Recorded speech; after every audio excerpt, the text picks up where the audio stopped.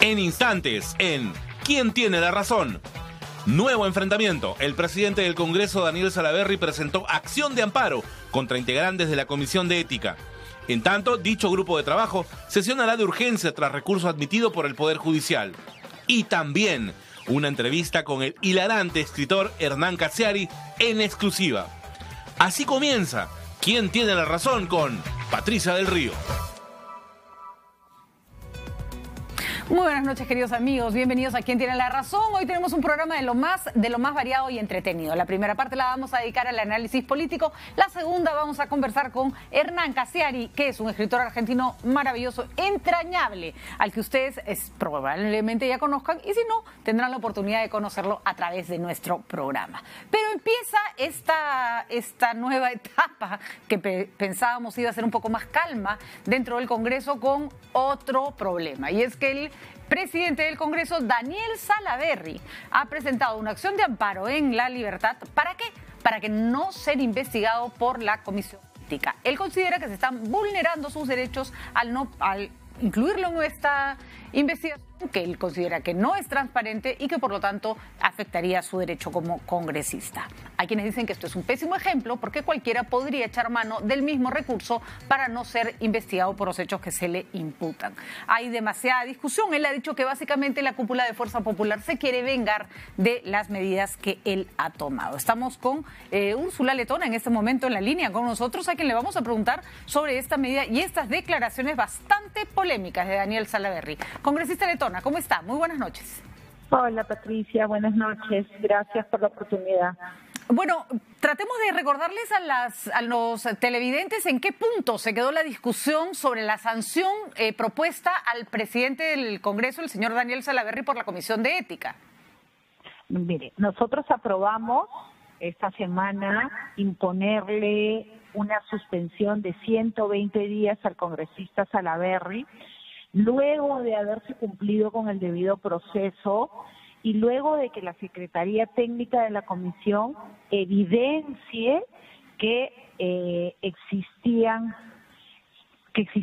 indicios de que no solamente el congresista Salaverry habría faltado a la verdad, sino que además él habría, a través de su informe anual de gestión, hecho suyos una parte de los informes que él señala como falsos. Es más, también se acreditó por parte de la Secretaría de la Comisión que él había pedido viáticos y había rendido cuenta por los viáticos con dinero del Congreso. Es en ese contexto que los congresistas del APRA, Mauricio Mulder, de Peruanos por el Cambio, que es la presidenta Yanet Sánchez, y Milagros Salazar, Freddy Sarmiento y yo, firmamos y votamos para que se le imponga, recomendándole al Pleno, la sanción de 120 días. El congresista Miyashiro se inhibió justamente para no viciar la imposición de la sanción. Entendemos entonces que ustedes, hay que decirlo, las acusaciones son concretas y son graves. La oficina del señor Salaverry, no vamos a decir quién porque eso todavía sospechamos es materia de investigación, pero desde la oficina del señor Salaverry salió un informe que traía información falsa sobre una semana de representación. Y ese informe presuntamente lleva la firma del señor Salaverry, aunque él ha dicho que se trata de una firma falsa.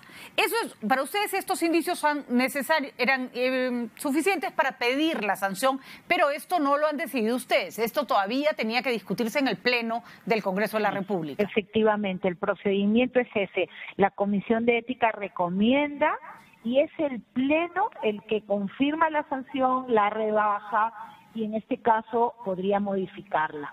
Lo que me preocupa son las afirmaciones del congresista Salaverry en el sentido de que no se ha respetado el debido proceso, de que habría un ánimo por sancionarlo, porque esto no es real. Le hemos dado todas las garantías del debido proceso, se han resuelto las recusaciones, su personal no ha asistido a rendir las declaraciones, al contrario, en cierto momento el secretario técnico se quejó de que había habido pues una intención de impedir que este personal declare y hemos tratado de ser lo más objetivos y justos posible.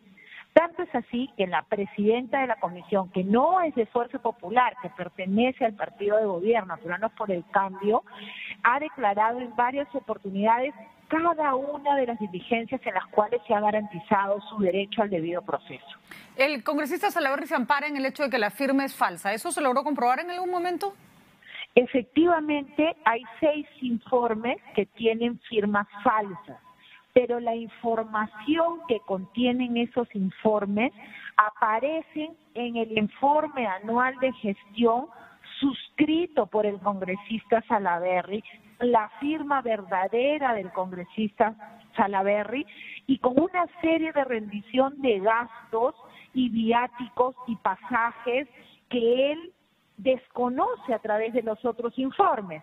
Entonces, lo que nos preguntábamos es cómo a través de estos informes se niega la firma, se dice que no se sabe quién los ha hecho, pero la información es consignada en el informe anual de gestión y debidamente sustentada con gastos y viáticos y suscrita por el congresista Salaverry. Alguien podría decir que, bueno, no vio el detalle del informe anual y que eso finalmente es un choclón de uno lo que ha hecho todo durante un año. Se le puede colar a una información que no en algún momento alguien dijo eso, dijo, oye, puede ser que, pero se trata de casi 9 meses en los cuales ocurre lo mismo, en los cuales hay sustento de gasto, hay una actitud reiterativa y hay informes que también son consignados en este informe anual de gestión que no han sido desconocidos por el congresista Salaverry, pero que tienen esa supuesta firma falsa. Pero no podemos negar, congresista Letona, que los ánimos entre el congresista Salaverry y Fuerza Popular no son los mejores, que la relación es bastante tirante, bastante mala, por decirlo así, y él se ampara en el hecho de que se están vengando, de que lo quieren alejar de la posibilidad de que vuelva a ser presidente del Congreso o que siga ejerciendo su labor de congresista con tranquilidad. Yo lo he escuchado y yo lamento muchísimo las expresiones de congresista Salaverry respecto a una cúpula. Él ha sido vocero de Fuerza Popular, ha sido miembro del Comité Ejecutivo Nacional y si en algún momento hubo una cúpula, yo estoy segura que él fue parte de una cúpula.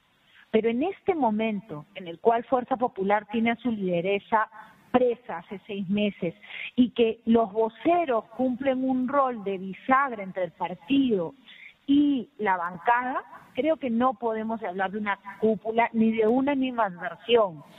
El voto que hemos emitido, Patricia, obedece estrictamente a lo que hay en el expediente. No hay un hecho distinto. ¿Se necesitaba mayoría simple para sancionar al congresista Salaverry en caso prosperara la sugerencia de la Comisión de Ética?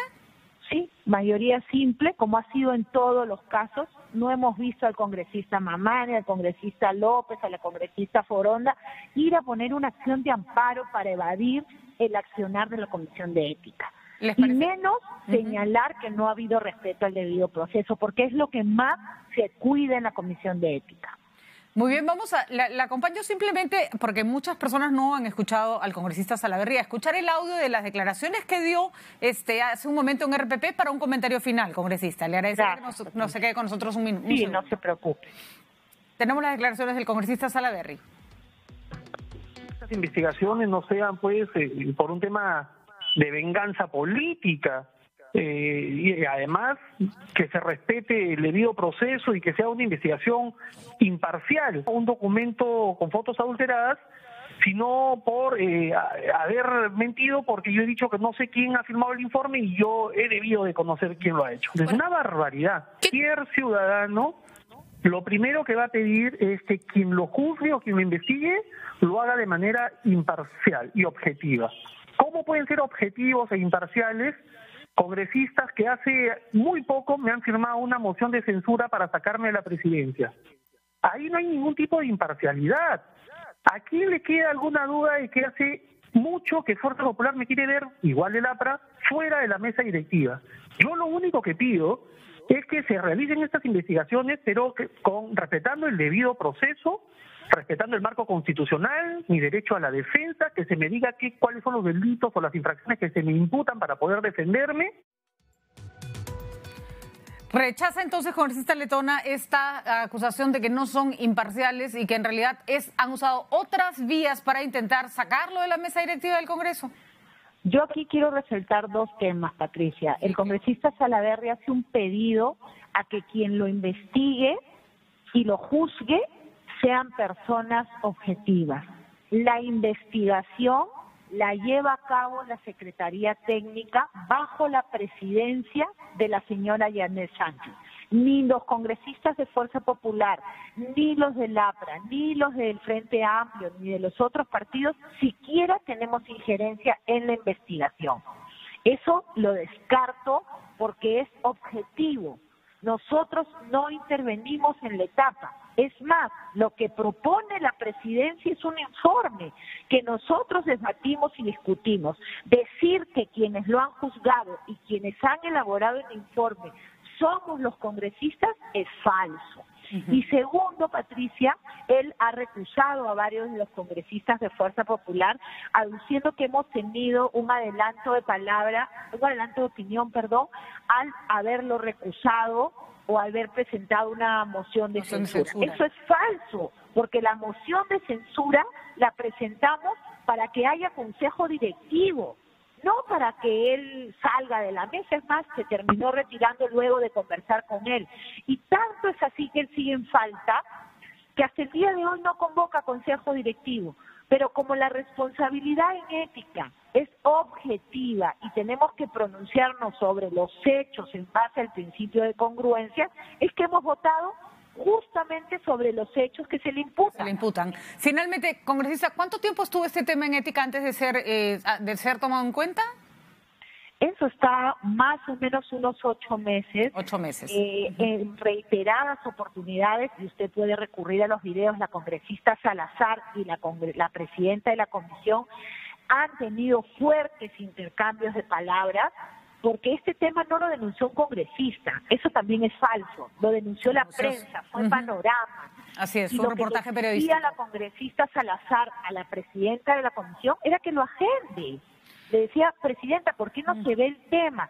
Y ante la presión de la congresista Salazar es que se empezó a realizar la investigación. Pero no hemos tenido ninguna participación en las investigaciones, en las diligencias que ha llevado a cabo la comisión, en la corroboración de los viáticos, la asignación de los pasajes, los viajes que sí hace el congresista Salaverry y que por el otro lado niega. Muy bien, creo que está claro el punto de por lo menos la representación de Fuerza Popular en la Comisión de Ética. El informe estaba listo para votarse en el Pleno. ¿Esta acción de amparo detiene el avance de este proceso? Sinceramente yo espero que no. De acuerdo. Espero que el congresista Salaverry, una vez que ha presentado el amparo, que ha sido admitido en 3 días, lo cual a mí me parece sumamente raro teniendo en cuenta los plazos del Poder Judicial, en Trujillo, o sea, en justicia descentralizada, pero parece que express, se quede tranquilo esperando la resolución que emita el juzgado y que no recurra a las malas prácticas de recurrir a medidas cautelares, porque eso deslegitima el trabajo que hemos hecho en la Comisión de Ética. Y yo creo que él es el presidente del Congreso y él debe ser el llamado a respetar la institucionalidad y las instancias correspondientes. En este caso, la Comisión de Ética es la competente para sancionar a un congresista por falta de ética. De acuerdo, congresista Letona. Claro, entonces el punto que manejan ustedes es, hay que reconocer que ayer se votó el informe, que cuando se votó participaron congresistas de otra bancada, que la señora Yanet Sánchez fue la que impulsó la explicación de esta recomendación. Y que más allá de las discrepancias políticas, los pleitos y las enemistades por las faltas, se tiene que responder. Esa es, creo, debería ser una máxima que no deberíamos olvidar en ningún ámbito del gobierno. Muchísimas gracias, congresista Letona. Muy buenas noches. Gracias a usted, Patricia. Hasta luego. Hasta luego. Bueno, estamos con Juan Carlos Valdivia. Juan Carlos, gracias por esperarnos. Fernando Viva se ha quedado atracado en el tráfico, pero podemos empezar comentando un poco este tema. Sí. A ver, ¿cómo evalúas este intento de salida? Porque está en un callejón sin salida el congresista Salaverry al presentar esta acción de amparo. Mal, ¿no? Mal porque él es el presidente del Congreso. O sea, él debería defender la institucionalidad, del legislativo, ¿no? Que hace tratarse de salir. La verdad de las cosas es que esta es una situación enojosa porque, claro, le sale la denuncia periodística que toma la información de la web del mismo señor Salaverry, ¿no es cierto? La acusación es bien seria. Por supuesto. Es muy seria, porque es una persona, no que cobró doble, que hay falseamiento de documentos. Así ¿no? es. Yo hice esto, hice lo otro y coloco fotos de cosas que ocurrieron en otras épocas. En otras épocas y que además las adulteran las fotos para poderlas hacer pasar como actuales, ¿no? Hay Photoshop y todo, sí. ¿No? Entonces, claro, y luego él despide al asesor, vota esto y dice que él no ha firmado el documento, pero aparece este documento de reporte anual donde él reconoce todo lo que estaba diciendo que no había reconocido. Asumamos que se lo sembraron, que en el Congreso cualquier cosa es posible y que efectivamente te pueden encajar. El asesor que hace este documento es una persona que trabaja con él desde Trujillo, que trabaja con él desde la empresa del señor Salaverry en Trujillo. No es un desconocido, en el camino. No es un fujimorista que encontró en el camino, no es un funcionario que ha estado 20 años en el Congreso, no. Pero imaginémonos que igual se le sembró, porque bueno, el hecho de que cada documento venga con una firma falsa, de alguna manera lo protege, pero igual tendría que responder ante el Pleno por una acusación como esta. O sea, nadie dice que sea culpable, pero si Ética ha considerado que hay indicios, él tiene que ir a defenderse y responder ante Pleno por esta conducta. Es lo más sano, ¿no? Claro.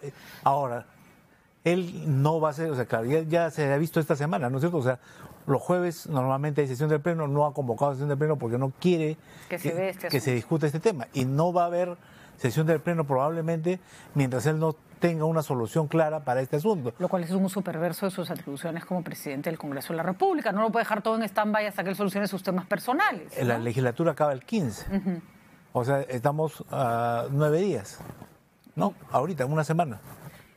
Y aquí hay que ser claros. Se le critica mucho al fujimorismo y con razón cuando hace uso de maniobras dilatorias o mañosonas, digamos, para no asumir determinadas responsabilidades. El señor Salaverry puede incluso tener razón, pero esta no es la forma. No. Ahora, claro, una medida judicial de amparo como que lo protege, ¿no?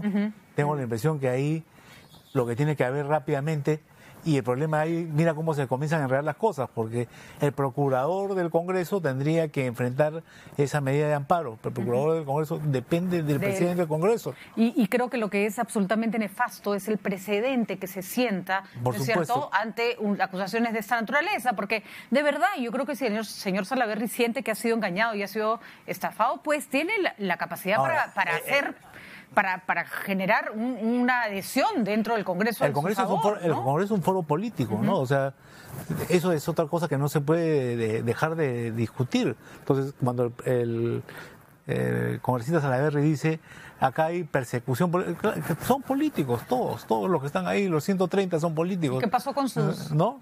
El problema es su pasado, ¿no es cierto? O sea, él está peleado con los apristas y ahora está peleado con los fujimoristas. Entonces, claro, por donde haya ido circulando en política, no ha dejado una buena historia, ¿no? Ahora, siempre es muy difícil saber qué pasa dentro del fujimorismo, ¿no? Sí se sabe que resquebrajado está, que débil está, que sus 53 congresistas en este momento no son garantía de votar. Por supuesto. ¿No? Y se hablaba de que Salaverry estaba... buscando quebrar. Así es. Y por lo menos hay 2 que logró sacar de ahí. Sí. Y se habla de 12. Se habla de 12. ¿Se estará buscando tiempo?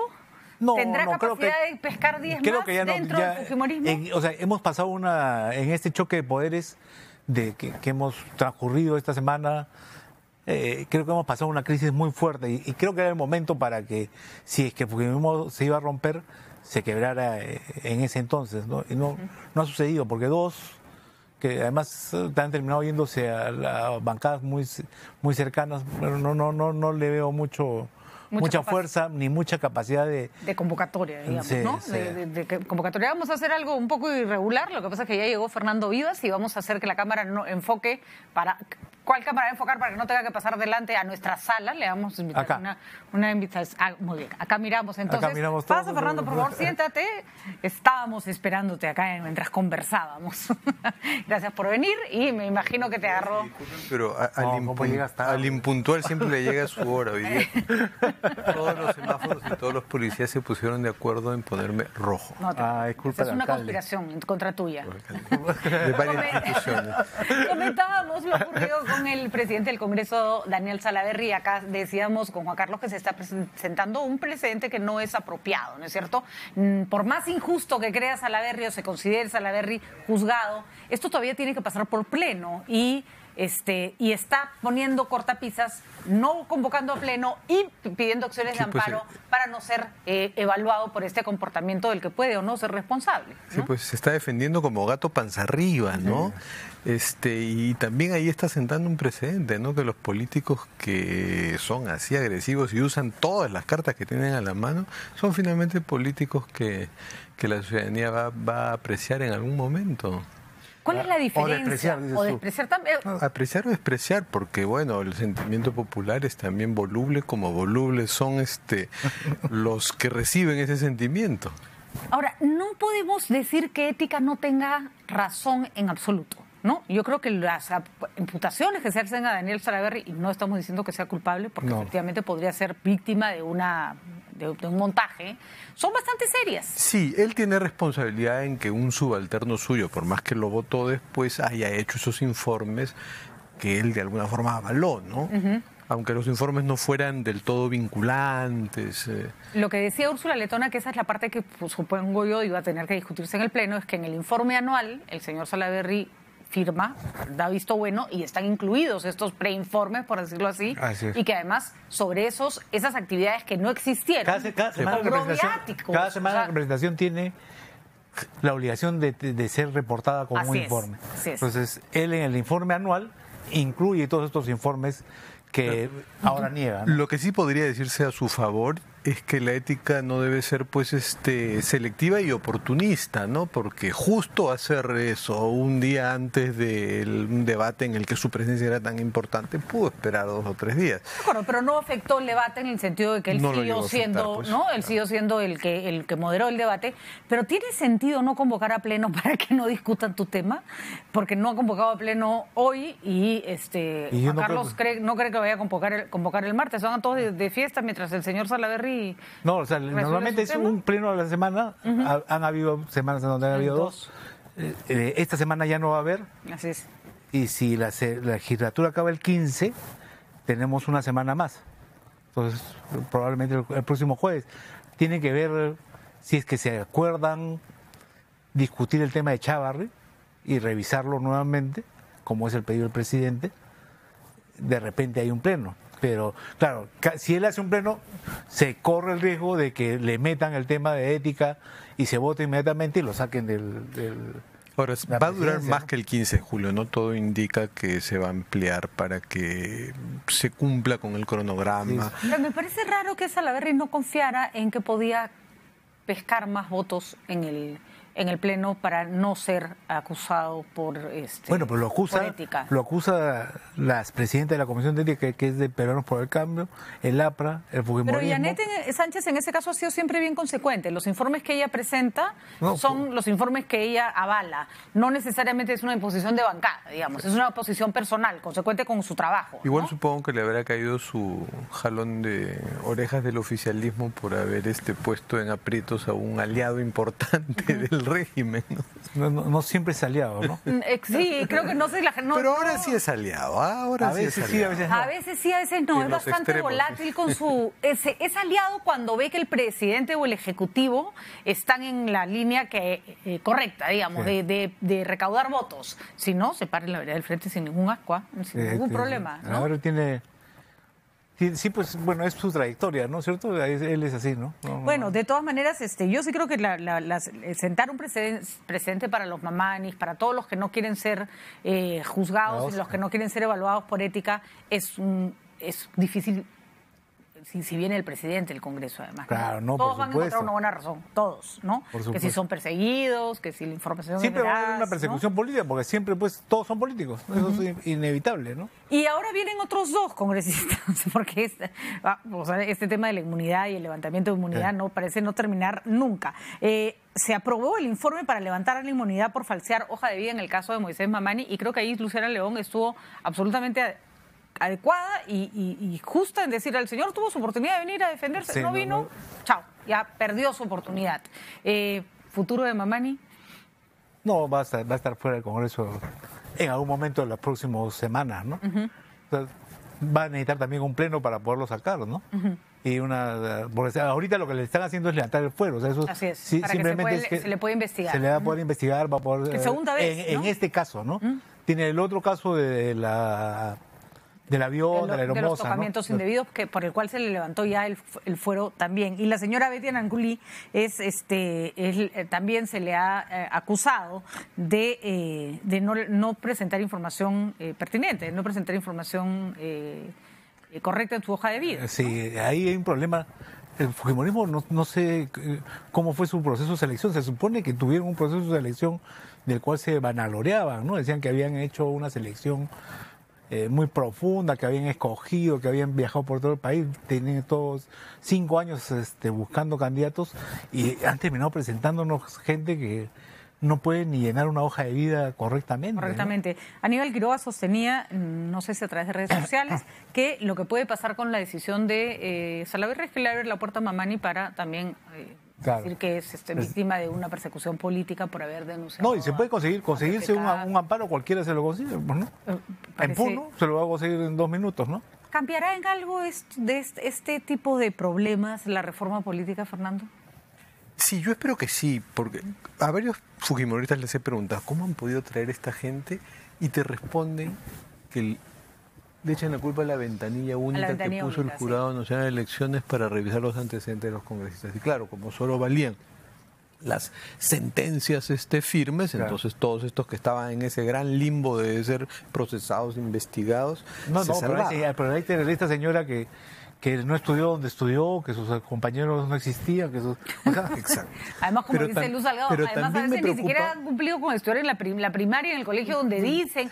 También me preocupa esta especie de judicialización oblicua que están cayendo, no por lo más grave, sino por haber faltado hojas de vida. Al Capone por los impuestos, ¿no? Y ni siquiera es obligatorio que hayan tenido estudios para ser congresistas, ¿no? Así es. Entonces, están cayendo y bien sacados. Y algunos porque esa es su primera transgresión a la que siguen otras, ¿no? O sea, mienten en sus hojas de vida y después mienten y crean pues este documento falso, ya es falsedad genérica, ya es un delito más grave, inventan clases de estudio, docentes, involucran a las universidades. Certificados, ¿no? El caso de Betty Ananguli es bien interesante porque además tiene documentos y está avalada por algunos funcionarios de la Universidad Las Peruanas, con lo que ya entra el tema de la reforma universitaria, cómo es posible que una universidad, funcionarios, por lo menos de una universidad, avalen las mentiras de una congresista. Entonces ahí ese caso se vuelve más interesante. Pero yo preferiría que caigan aquellos que tienen casos de corrupción. Por supuesto. Por supuesto. Mamani tiene acusaciones serias de casos de corrupción, pero estaría cayendo por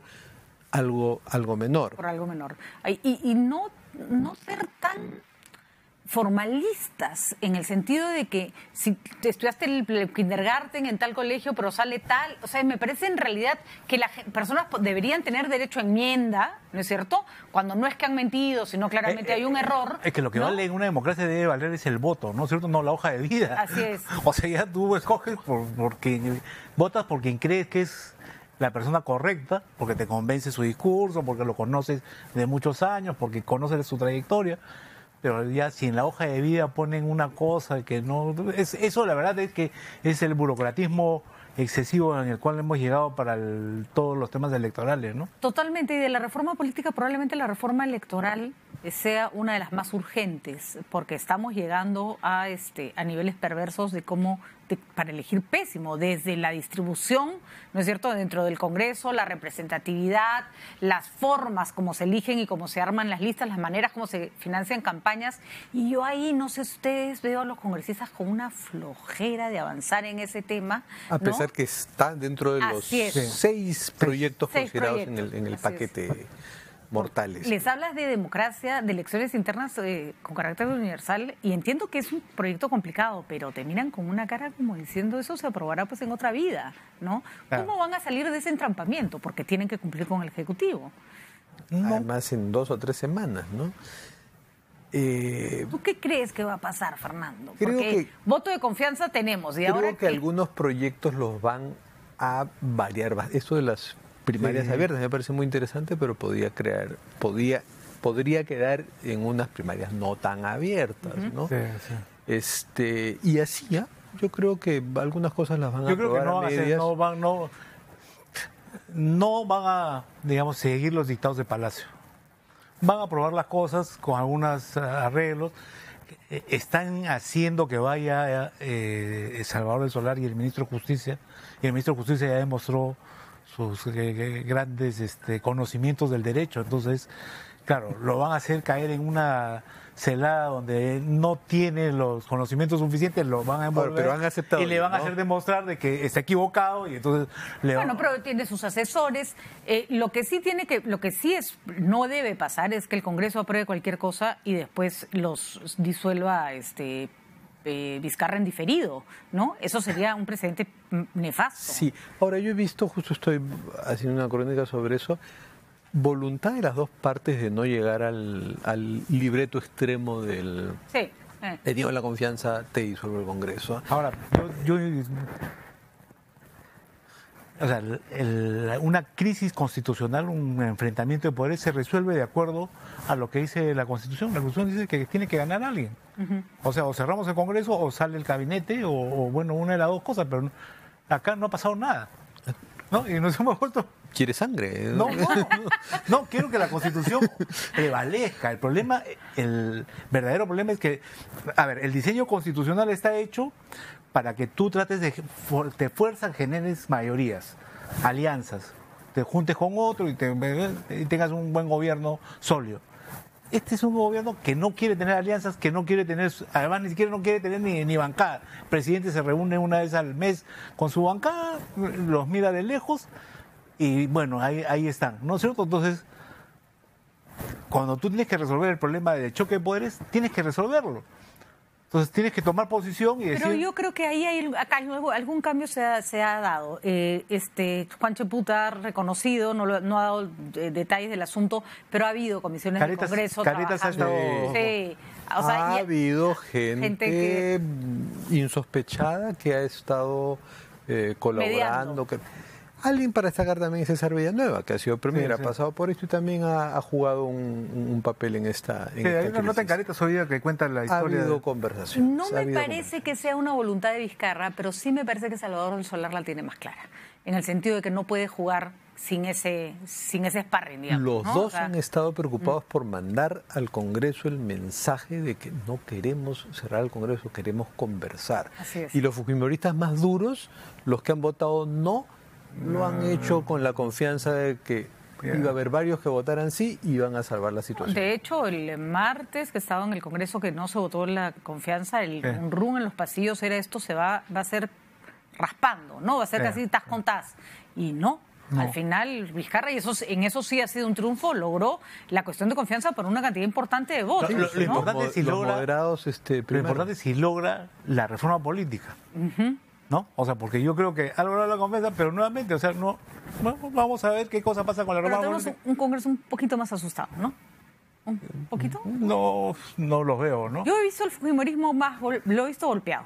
El problema es esa cosa muy peruana de nos vamos arreglando y entonces, ¿cómo es la ley? Ya nos juntamos acá, nos ponemos de costado, ya pasamos la historia. Pero, a ver, la izquierda va a poner de su parte, bueno, lo va a votar, pues, ¿no? O sea, no creo que entorpezca mucho el asunto.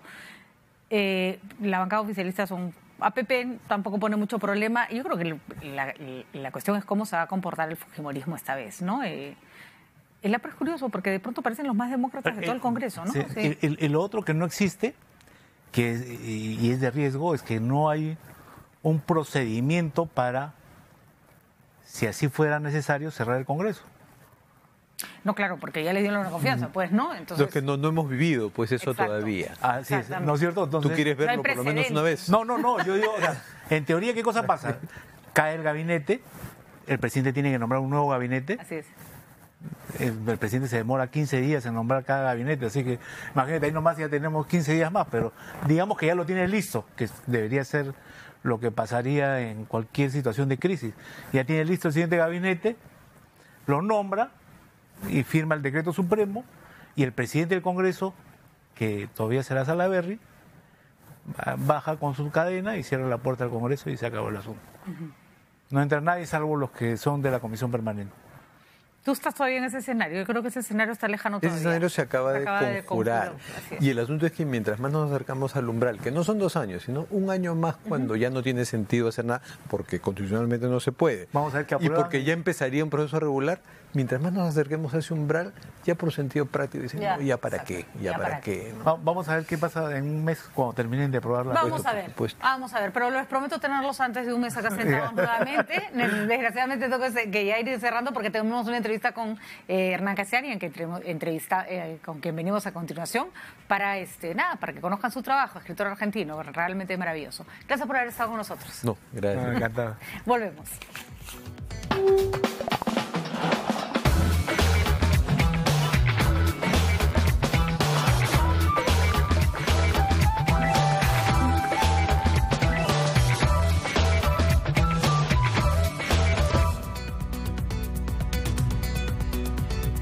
Nunca pensamos que caminar tanto nos iba a llevar tan lejos. Pero con paso firme, hoy nuestros planes se fueron realizando con distintos pensamientos. Con planes pequeños, medianos y cada vez más grandes. Y es que todo empezó con la idea de nuestros padres. Nos enseñaron que para crecer, el respaldo es importante.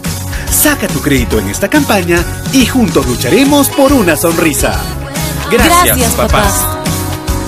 Caja Arequipa, impulsando tu bienestar. La disfunción eréctil y la eyaculación precoz tienen tratamiento. Llame y separe su cita médica al 01748-1900, bostonmedical.la. Según la leyenda, vivía en el mar una criatura más grande que un dinosaurio. Sus cantos alegraban el mar y a pesar de ser diferente, era amigo de todos. Nuestros antepasados la llamaban la ballena azul. Muchas especies pueden ser solo historias si no cuidamos nuestros mares. Sé responsable, protejamos el futuro ahora. Celebremos el 8 de junio, el Día Mundial de los Océanos. Océanos Saludables es una campaña de Pesquera Taza y RPP. La disfunción eréctil y la eyaculación precoz tienen tratamiento. Llame y separe su cita médica al 01748-1900, bostonmedical.la.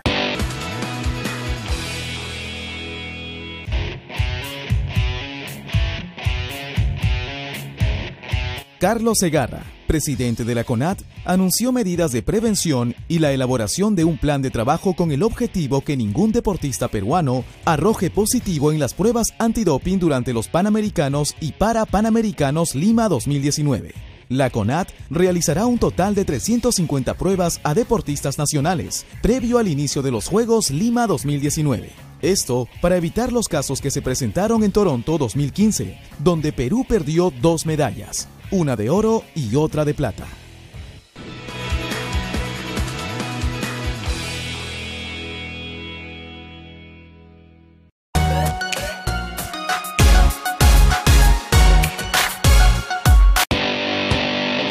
Voy a darle un voto de confianza. Usted le va a dar un voto de confianza a la señora Rosa Bart. Va a actuar con una actitud positiva, favorable. Eso le corresponde al concesionario, que es el AMSAC. Ellos tienen que tener mucho cuidado en sus espacios. Vamos a completar para darle color, para darle mixtura, porque bueno, aquí pareciera que hay solo blancos. La verdad no es sino la expresión del Perú racista que aún todavía tenemos.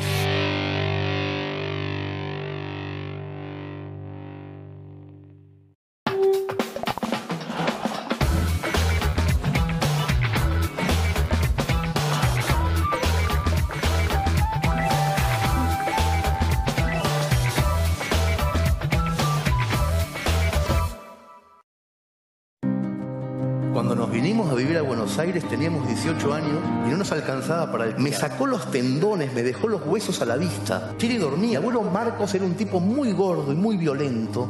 Y todos, si no hubiera pasado todo eso, posiblemente hoy yo sería un escritor serio y no estaría leyendo cuentos tan tarde, todo maquillado acá. Si hay alguien que viene a Perú y si pasa por acá, no puedo dejar de entrevistar, es Hernán Cassiari. Si ustedes no lo conocen, hoy día lo conocerán. Escritor argentino, comunicador, bloguero, pónganle ustedes el nombre que quieran. Yo lo único que les puedo decir es que cada cosa que escribe, cuenta, narra o dice Hernán genera la atención de millones de personas en todo el mundo. ¿Por qué? Porque tiene un corazón gigante, una pluma privilegiada y es una persona realmente entretenida. Hernán, ¿cómo estás? ¿Qué tal? ¿Cómo va? Yo debo decir que por cábala no debe haber habido ningún viaje a Lima en donde no hayamos estado o en entrevista o en algo haciendo algo. O sea, nunca no te vi. Una vez no me viste y te dio un infarto. Pero bueno, no estuve en Lima, estuve en Montevideo. Pero de ahí te fuiste. esa vez que no pasaste por Lima y no me viste, ahí está. Después te fuiste. Entonces, más que nada cábala, es cábala, absolutamente. Nos encanta vernos, nos encanta conversar y como la mayoría de personas que te conocen en Lima, porque tienes muchísimos seguidores en todo el Perú, te conocí de casualidad por internet. Encontré a este señor. ¿Te acordás con qué? Me acuerdo que fue con los cuentos en los que eras una señora. Ah, ok, claro. Sí. Que yo fingía ser un ama de casa. Un ama de casa. Sí. Y descubrí este blog en la época que consumía blogs y descubrí que éramos una legión de gente que entraba siempre a leerte hasta que te fuiste revelando como el personaje múltiple, con claro, múltiples facetas, y de ahí no pudimos parar de seguirte. Pero me interesa mucho, Hernán, que les cuentes, porque en este programa hay público de todas las edades, lo que ha significado para ti esta evolución como escritor, que ha usado las redes sociales, ha usado el internet, ha usado la tecnología para llegar a millones de personas que de pronto en otra época no hubieras podido. No, claro, sin duda. Yo a veces me lo pregunto también, porque después que pasa mucho tiempo, y entonces uno empezó con un blog y después saltó al libro, y del libro a la radio, y después la televisión y el teatro, y diferentes formatos, Spotify, o que las cosas puedan ahora escucharse en vez de leerse. O leerse y escucharse al mismo tiempo. O al mismo tiempo. ¿No? Hay tantas variantes. Y yo me puse a preguntar, ¿hay algo que tengo como generador de contenidos? Y a mí me parece que no. Me parece que soy un consumidor de contenidos muy curioso. Muy curioso. O sea, no hay una cosa nueva que aparezca que yo no quiera ver qué es, ni para qué sirve, ni qué están haciendo ahí adentro, ni por dónde pasa la creatividad de eso. Una vez que me involucro con ese nuevo formato, y yo creo que naturalmente me surge, y si le meto un cuento adentro, a ver cómo reacciona el público de este formato a un cuento, a una historia. Yo me parece que hago lo de siempre, que es contar una historia, y los formatos son múltiples ahora. O sea, contarla solamente en un libro para que las personas lean los domingos a la tarde tomando un cognac, dando vuelta hojas de árbol muerto. A mí me parece que esa era una posibilidad única en el siglo XX, en el siglo XIX, pero ahora ya no. Contar historias, eso es lo tuyo. Está clarísimo y has usado todos los formatos, efectivamente todas las vías, todos los canales. Pero lo que es fascinante, porque por ejemplo para los que no conocen el trabajo de Hernán, que lo pueden encontrar en internet, está en todas partes. Y gratis. Y gratis, porque dicen los amigos de Hernán que su mayor talento es perder plata. Sí, señor. Sí, señor. Por ejemplo, cierras un noticiero de muchísima sintonía en Buenos Aires con la lectura de un cuento, cosa que es absolutamente inusual. Bueno, es inusual en Argentina también, quiero decir, fue una apuesta muy fuerte del director de informativos de Telefe en Argentina, que hace 2 años me vino a ver al teatro y me dijo a la salida, un día va a pasar lo siguiente, vos vas a estar cerrando el noticiero de Telefe. En el momento que me lo dijo era absurdo, sigue siendo absurdo, pero él lo consiguió con mucho coraje y funciona. ¿Pero cómo o sea, lo que no entendían, y yo tampoco, era que eso funcionara, que la gente se pudiera aguantar entre 4 minutos y medio y 5 sin imágenes, porque lo único que hay es una cámara que me va siguiendo con un fondo de croma del título del cuento. Una lamparita. Una lamparita y unos libros. Nada, no hay nada de nada. Y sin embargo, mantiene y duplica los ratings que tenía antes de eso. A mí me gusta mucho tu apuesta porque es tal vez la prueba más clara de que contar historias y contar buenas historias sigue siendo la esencia del ser humano. Pero lo que pasa es que a mí me parece que hay como una distracción respecto a eso.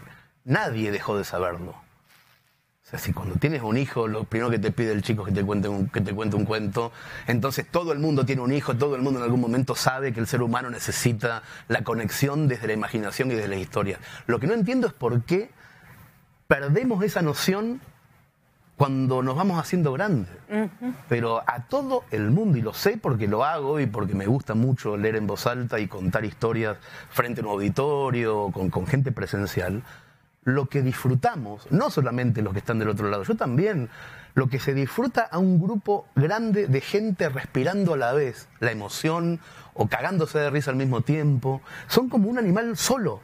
O sea, yo en la semipenumbra, que no veo las caras de todos, siento como una especie de mastodonte que hace... Y se genera una energía. Es fantástico. Pero además esa energía, incluso para los que te vemos a través de la pantalla, la puedes hasta sentir. Uno se siente como cuando tu mamá te contaba el cuento y te decía que el chanchito se corría a la siguiente casa y tú estás así. Claro, a ver, exacto. ¿y qué pasó? ¿No? ¿Y qué pasó? Pero la naturaleza de tus historias es curiosa porque hay mucha cotidianidad.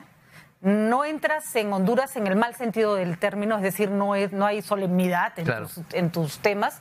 Puedes hacer las historias de las cosas más cotidianas, más simples, de un recuerdo de la infancia, de un cartel, de una gaseosa, de cómo juega Messi, o la historia fantástica que estábamos comentando antes de entrar de este chico de Nueva Zelanda que te escucha en Nueva Zelanda y te manda lo que había generado la historia sobre la muerte de tu padre, ¿no? Sí, claro, hay también esa relación rapidísima, veloz, que gracias a la tecnología puede ocurrir con un lector. Hay una comprensión directa. Yo siempre me acuerdo de una cosa que me sorprendí y me maravillaba cuando era chico leyendo a Cortázar. Cuentan los biógrafos de Cortázar que el tipo se tomaba, viviendo en París, todos los días sábados para contestar los correos de todos los jóvenes de Latinoamérica que le escribían. Y entonces no le contestaba un abrazo, gracias, sino que les contestaba una carta máquina. Y después los domingos cerraba esas cartas y los lunes a la mañana iba con una caja y pagaba el franqueo de cada una de las cartas y nunca dejó de contestar un correo. Yo creo que Cortázar hubiera sido tan feliz en esta época, en donde eso se puede hacer sin tanto esfuerzo, sin perder tanto tiempo y con la misma calidad de comunicación. A mí me parece que el tipo estaba en una época atrás de lo que le correspondía respecto a la clase de escritor que era. Y es fantástico poder interactuar con los lectores y estar todo el tiempo sabiendo quiénes son en un punto. Yo me acuerdo cuando empecé a seguirte, una de las cosas que más me gustaban era esta vocación que tenías en Internet por si me gusta lo comparto. Claro. El lo comparto se convirtió en una consigna de tu trabajo, al punto que por eso pierdes plata según tus amigos. Sí, bueno, mis amigos son como están jugando todo el tiempo la leyenda también, a generar el mito. No pierdo plata, pero sí comparto permanentemente porque me doy cuenta de que es la mejor manera, también si vamos a lo económico, de rentabilizar tu trabajo. Por supuesto. O sea, es la mejor manera, o sea, la mejor forma de que todo el mundo te conozca para que después en el cumpleaños de alguien le compre un libro mío a otro. O sea, eso funciona pero todo el tiempo. Todo el tiempo. Y hay algo bastante cortasariano también en tu trabajo, porque tiendes a manejar estos límites de la realidad cotidiana con metáforas muy fáciles de seguir, pero a la vez muy bien trabajadas. Hace poco hiciste uno de tus cuentos en Telefe sobre estos personajes que mueren cuando se enamoran, ¿no? Y yo decía, ahí hay un corazón cortasariano. Sí, sin duda, claro. ¿No? Claro. De cronopios y de cosas por el estilo, ¿no? Eres un poco cronopio. Sí, sin duda. Pasa que cuando creces con esa literatura... A mí la literatura de Cortázar me llegó gracias a una profesora de primer año, los 13, 14 años. Siempre hay una profesora. Siempre, por suerte, ¿no? Una profesora en la historia de nuestras vidas. Y tuve como una especie de lo que le pasa a un chico ahora con Game of Thrones. O sea, me enloqueció. Y entré de cabeza a esa literatura en una época muy esponjosa. El inicio de la adolescencia, la cabeza está en formación. Y a mí me formaron todas las novelas de Cortázar y los libros de cuentos. O sea, es imposible que yo lo vea como un escritor, ese tipo. Lo veo como un amigo viejo. Cada vez que me acuerdo de él como si lo hubiera conocido, no como si lo hubiera leído. Y eso es fantástico. Tenía esta cosa tan rara que no envejecía, además. Además él solito parecía un personaje de un cuento suyo. Sí, sin duda. Sin duda. No hay tema que desdeñes. Eso también me parece fascinante. Casi todo despierta tu curiosidad. Desde puede ser el peinado de una señora, ¿no? Hasta... En la última jugada de Messi, para mí tus textos de fútbol son magistrales, ¿no? Y por ejemplo, la descripción que haces del famoso gol de Maradona, el que viene después de la mano de Dios, ¿cuánto tiempo te lleva a construir una crónica que la tienen que leer en la que cada jugador al que se lleva Maradona, Hernán hace en ese texto una historia de qué fue de su vida después de ese suceso. Hubo mucho trabajo en ese cuento. Ese cuento 10.6 10.6 segundos se llama y está gratis en internet si lo quieren ver. Tiene 8 partes. Nunca se nombra Maradona. El apellido Maradona no aparece en todo el texto. Y es una idea que me regaló, el germen de la idea me la regaló Pedro Mairal, que es un escritor argentino. Muy bueno, de lo mejor que hay, Pedro. Y estábamos almorzando en Madrid un día del 2012 y me dice, hay un cuento que yo no voy a escribir, pero me gustaría que lo escribas vos. Tengo una idea nada más, me dice. Cuando Maradona va corriendo en ese gol famoso, el que lo sigue en paralelo es Valdano. Y Valdano está convencido de que en algún momento va a recibir el pase porque viene solo. Y Maradona tiene 840 zagueros ingleses y Valdano viene solo. En algún momento va a recibir el pase. Y cuando Valdano descubre que Maradona no le va a dar la pelota, en ese momento decide ser periodista deportivo. Me dice Pedro. Y a mí me encanta esa idea de que en esos 10 segundos le cambió la vida para mal a todos. A los zagueros, al arquero, al árbitro, a Valdano, que Maradona produjo con ese gol, además de fascinación, el quiebre en la vida natural de todos los testigos cercanos. Nadie podía ser el mismo después de que se lo hubiera llevado Maradona para meter ese gol. Y empezamos a investigar y resulta que Hodge, el número 2 de ellos, es alcohólico y que Peter Shilton perdió el afecto de los hijos. Y cada uno de ellos, el árbitro no pudo ser más árbitro internacional por el tema de la mano. Y de Maradona. O sea que todos perdieron en esos 10 segundos. Y está contado en 8 partes. Y además es probablemente y seguirá siendo uno de los goles más fantásticos de sin la duda, historia, sí, por el ¿no? contexto sobre todo. Por el contexto. Sí. Te trasladaste de esta España que te tenía melancólico, que te tenía extrañando, porque siempre había un migrante extrañando en tus textos cuando estabas en Barcelona, a Buenos Aires. Y en Buenos Aires estás más casiari que nunca. Estás más argentino en el magnífico sentido de la palabra que nunca. Es como que hubieras... Y tuviste además un episodio, un infarto que has contado con muchísimo detalle, que es escalofriante. Tuviste como un renacimiento. Hay algo que también con el diario del lunes se puede llegar a estudiar o a percibir. Yo creo que la vida que estoy llevando ahora, que es muy nómade y muy social también, cosa que no tenía cuando vivía en España, jamás hubiera podido escribir tanto. Y en España lo que más hice fue escribir, lo que más hice. De hecho, lo que estoy haciendo después del infarto es interpretar y leer en voz alta y contar esas historias que escribí en los 15 años que estuve en España, melancólico, solitario. Me parece que la melancolía y cierta incomodidad hace que la literatura crezca de una forma más poderosa. En este momento de hoy, que tengo tantas cosas divertidas para hacer, es muy difícil que yo me pueda sentar triste a escribir. La forma como nace el título de tu revista, que es fantástica, para mí la mejor revista de cultura que se ha hecho en Latinoamérica, aunque tú siempre me corriges diciéndome que es etiqueta negra, que también es magnífica, es justamente el producto de la soledad. Sí, claro. De ver cómo ganaba tu equipo fuera de Argentina. Claro, ¿no? Exactamente. Es entender que incluso los triunfos cuando estás lejos son tragedias. Son derrotas. Son derrotas, claro. Sí, una cosa. A mí me pasó cuando Racing salió campeón en el año 2001. Salió campeón, Racing es mi equipo y siempre fue mi equipo y nunca lo había visto campeón. Y sin embargo mi padre me decía permanentemente, vos tranquilo que Racing un día va a salir campeón y vamos a festejar juntos. Y yo en el 2000 me fui a vivir a España y en el 2001 Racing sale campeón y yo estaba a 12.000 kilómetros, no de Racing, de mi papá. A 12.000 kilómetros de mi papá. Yo decía, qué hombre estúpido que soy, por favor. Porque yo sabía que yo no estaba disfrutando, pero sobre todo sabía que él tampoco. Que a él le daba lo mismo Racing campeón sin mí en el sillón de al lado.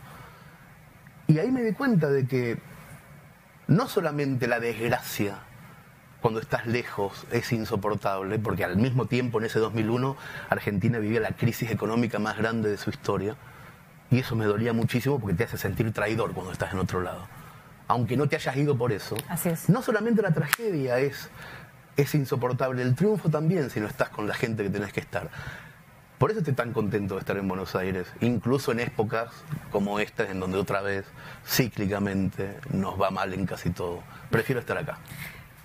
Ustedes son un país, yo siempre he dicho, bendito, bendito. Yo siempre he pensado que Dios está de buen humor cuando es Argentina, ¿no? Porque tienen todo, y además tienen, no sé, una gente con mucho espíritu, con mucho empuje, con muchas ganas de hacer las cosas bien. Sí, no sé hasta cuándo, porque están como ya, si el argentino fuera una sola persona, lo hemos visto año tras año con espíritu y yo creo que se está cansando. Se está cansando. Sí. Me encanta cuando haces esa analogía, si Argentina fuera una sola persona, la edad de los países es una...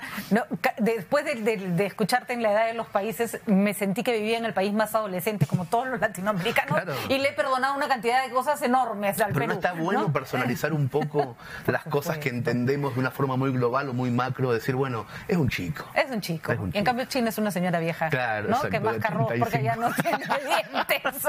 Claro. Bueno, Hernán, la verdad que mi última pregunta tiene que ver con si esta es suerte de trotamundos en el que te has vuelto, porque uno creo que puede ser trotamundo si es que finalmente siempre llega a su tierra, siempre llega a su casa. No solo así puede salir tantas veces de viaje. Pero se te quedó un pedazo en España. Se te quedó parte de tu vida. Se te quedó una hija, se te quedó una parte importante de tu creación literaria. ¿Uno después se siente dividido o esta globalización en la que vives finalmente termina metiendo a todos en el mismo corazón sin mayores divisiones? Yo creo, una de las razones por las que no me fui antes de Barcelona, viví 15 años ahí, yo creo que a los 10 yo ya me di cuenta de que tenía que irme y no lo hice, fue para estar con mi hija. Y por el tremendo miedo, terror, de que si me separaba y me volvía a Buenos Aires, la relación por Skype, vernos cada 4 o 6 meses, se fuera diluyendo. Una cosa que tengo con Nina que es fantástica, que es la conversación y estar permanentemente. Buena parte de tus textos salen de cosas que le explicas a Nina, ¿no? Entonces es terror, me daba terror y no lo hacía por eso. El infarto propició que yo pudiera hacerlo, fue como la excusa perfecta. El médico me dijo, mira, durante 4 meses no vas a poder tomar vuelos interoceánicos. Y yo estaba de este lado del charco. Y entonces la llamé a Nina y le digo, che, no es que yo no quiera, no sabía decírselo. Es que el médico no me deja, y entonces ella vino, le conté que yo estaba mal allá, que de hecho el infarto un poco era por eso, porque estaba fumando como una bestia, no me gustaba. Te estabas destruyendo. Me estaba haciendo mierda. Y lo entendió, y generamos una relación en donde ella viaja muchísimo. A mí me parece que esto no hubiera salido bien sin un soporte económico, por ejemplo. No hubiera salido bien. Yo me hubiera tenido que ir a España a estar ahí, aunque sea en el pueblo de al lado. Lo podemos hacer porque hay un dinero para viajar, qué sé yo, me parece que es eso. Y después me ayuda mucho la tecnología y el WhatsApp y estar todo el tiempo mirando las mismas series y poder charlar. Pero si no hay una presencia física permanente, si no duerme en casa cada mes y medio, yo no sé si sabría hacerlo. Pero es muy complicado, sobre todo cuando hay 2 continentes y todo eso. Pero estoy maravillado de cómo está saliendo.